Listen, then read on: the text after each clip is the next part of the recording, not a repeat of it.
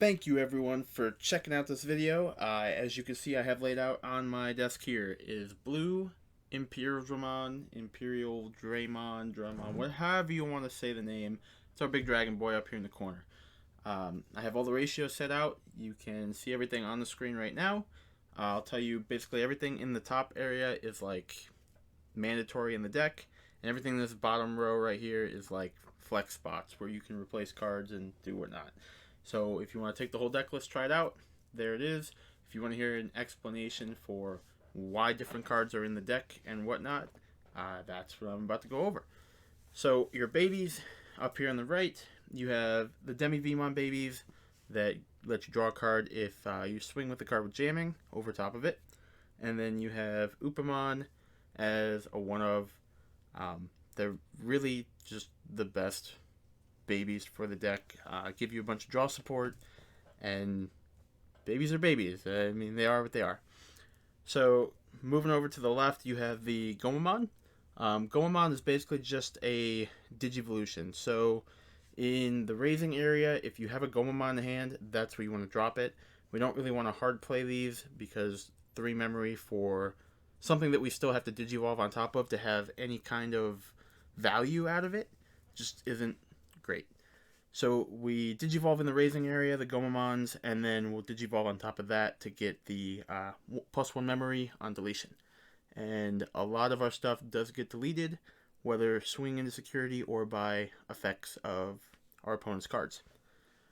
We have, next to the Gomamon, 4 Elecmon that are 2 cost to play.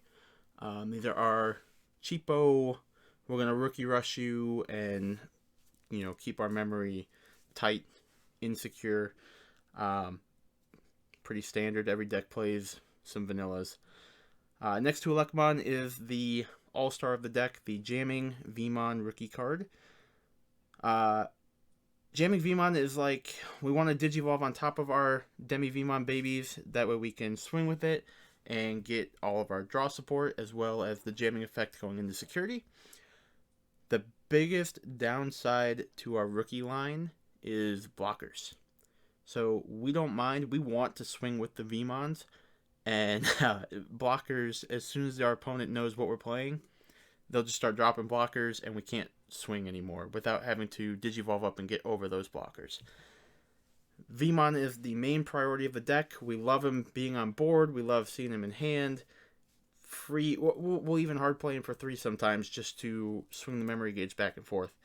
We just get so much value out of these Vmons while they're on the board, as long as our opponent doesn't have blockers. So next to Vmon, we have our 2 ultimates and our Mega. Our ultimate line being green and blue. There's a reason for both of them. Dino Beamon, the green one, has jamming and piercing. So we can swing into security and get our jamming swing. This triggers our Demi Vmon babies to draw a card as well. Or we can clear the board, our opponent's board, and also check security anyway. So it's like a double whammy, super fantastic skill. If our opponent is worried about blocking, then we can make sure that we're going to get our attack through by either piercing the blocker and still checking security anyway. It puts our opponent in a tough situation where they're like, do I really care about blocking this? They know probably what's coming next after the Dino Beamon, but it still creates a tough situation where you can clear their board or clear out certain threats without having to just push security the whole time and not really have a defense. To the left of the Dino Beamon is Pyodramon. So Pyodramon has jamming. The big theme of the deck is jamming. And his inheritable skill, if a Imperial Dramon, our big mega to the left, swings, then you just restand it. So it gives you a second attack every turn. And then we get to our big guy here, the one that's super important and matters. Our Imperial Dramon, if you're Digivolving on top of the Pyodramon or the Dino Beamon, you reduce the cost by 3. So you'll Digivolve for 5 and then subtract 3 from it. 2. Gosh, that was bad. Played the deck so many times. You subtract it by 2, so it ends up costing 3 in the long run. The Imperial does restand everything on your board with jamming when it comes into play, when it digivolves. So all the VMons that you have on the field, you sometimes have to swing just to swing, draw out blockers, or you're going hard after the security. And when you digivolve into your Mega, you'll restand all those VMons and get to swing again with them. It just creates a ton of value, and it only costs 3. So you want to set up your board to constantly get the most amount of attacks in as you can. Of course, avoiding blockers. So that's basically like this top row right here. That's pretty much your whole deck. Come down here, we have Hammer Sparks. This entire row, never play less than 4. Whether they're checked in security, super beneficial, can end turns, or if you're using them on your turn to extend your plays. Just so many perks with the card. It's almost never a dead card, ever.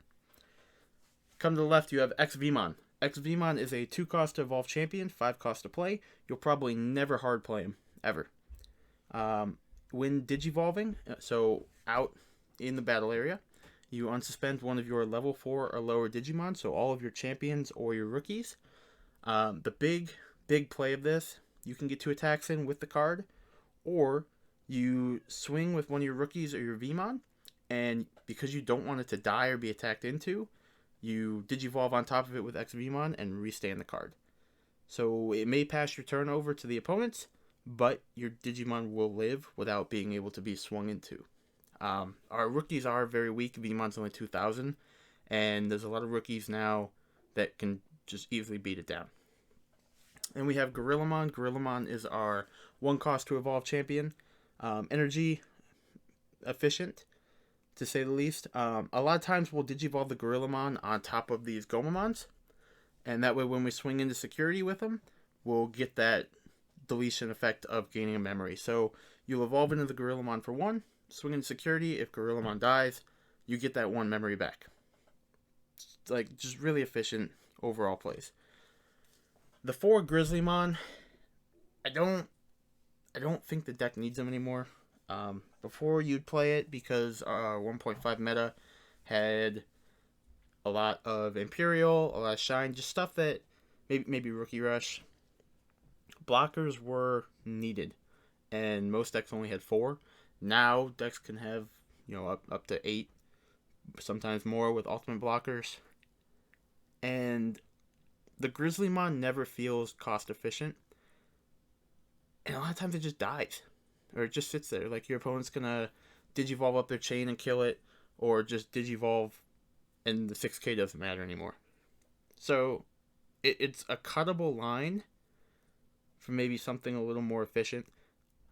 As you can see in our top row, we're playing 12 rookies up there. We've got 2 in the flex spots for 14, and our champions already with these 3 would be 11. And then I have a Lobomon next to it for 12. 12 champions is quite a bit. It's a lot. So the Grizzlymons are kind of flex spot champions. You can make those other things. So far, blocking is still good. So I have them in there. It's whatever. Next to it, we have Lobomon. Lobomon is one of the new hybrids from set BT4, Great Legends. It is a very unique card. It can digivolve on top of your Tamers and then attack the same turn it comes into play off the digivolve. That can definitely win you games. Your opponent can be expecting, just your board. You get so many attacks in already, and then for just 2, you digivolve off your Tamer, swing for 1 more, probably swinging for game at that point. Our Tamers are super important. We do have Davis over there. There's 3 of them. So while these guys are down at the beginning of your turn, if you don't have 3 memory already, you go up to 3. Super great effect.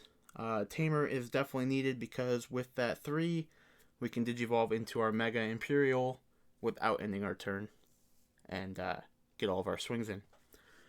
On play, Davis lets you search the top 3 cards of your deck and take a green and blue Digimon and add them to your hand. That is another great reason that we play Dino Beamon, because he is searchable off of Davis. And it's also part of the reason we're playing 2 Puppetmon down here in the corner. Puppetmon is a great overall card from the very first set, and honestly, I don't see him played very often anymore. So, I think the inclusion of Puppetmon is important. It can steal you games. People kind of forget about it. And it's searchable off Davis. 2 Kikaitis Breath. It's a flex card, but it's not. The card is extremely important because of all the different attackers in the security and all the things with jamming already, like the OTK green deck or War Greymon that's going to restand and swing again. Kikaitis Breath kind of eliminates those threats without having to put effort in, I guess is a good way to put it. And hard playing it for 7 does not feel good at all, but sometimes you have to do it, depending on the situation. So we'll drop down into our flex line here. Starting over here with Zed Garurumon. I actually haven't been able to play the card yet. Every time that I have it in hand, I'd rather go into my main Mega Imperial. So it's kind of a flex spot because it's cuttable. Like you just don't really need it, but the Digiburst effect of it is really good. So when Digivolving, you can take Digiburst 2, so delete 2 of your stack, return one of your opponent's level 5 or lower Digimon to its owner's hand, and trash all of the Digimon underneath it. This can just swing the tempo of games dramatically. If you have an ultimate out already, and your opponent's building their stack, and they throw down a Tamer, so they're going to put you between 2, 3, somewhere in that range. You can respond back with a Zed Garurumon. They're going to go to 3 anyway, clear their board, and force them to start all over building up a stack. And now you've got a 12k body on board that can just start swinging. You do lose value in that you're not going to get as many attacks in for the rest of that turn as you would with an Imperial. But just clearing your opponent's stack is so important. And you can clear blockers. Just so much value, even though you're just returning it to their hand. Depending on the card, they might just play it back out, but chances are they won't. So you're forcing your opponent to make decisions that they don't feel comfortable doing. Over here, we have our 2 rookies. Bushi Agumon, through testing, has been more of a miss card than a hit card, but having that as a 14th rookie slot hasn't been throwing off consistency too much. It's just a very dead card most of the times in hand. So with your Davis out, you go to 3 memory every turn. You can double Hammer Spark to go up to 4 or 5 to play Bushi Agumon out and get the rush effect.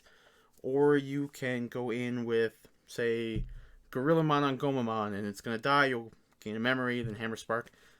Somehow you have to get to 5 to play Bushi Agumon. You'll get the most value of it if you're playing against, say, Megazoo, where they're going to give you a ton of memory every turn. However, at any point, it's just not a great card to play.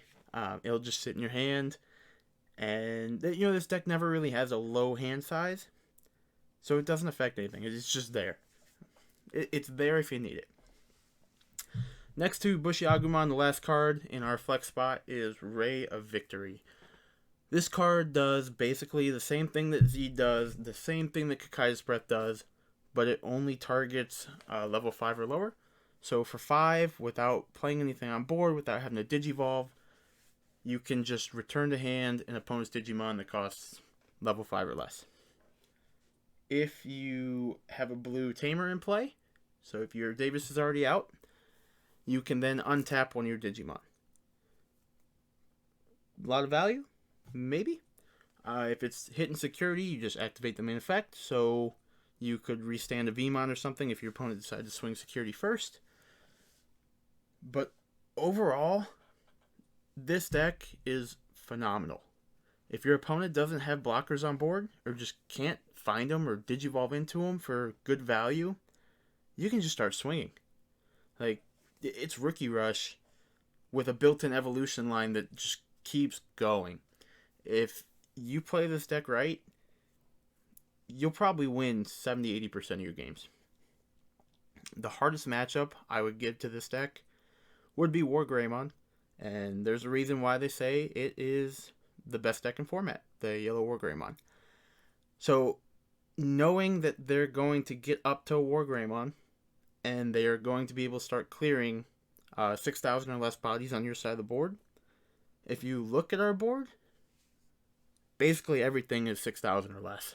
You have to play with your raising area really smart to make sure you get off the most attacks that you can.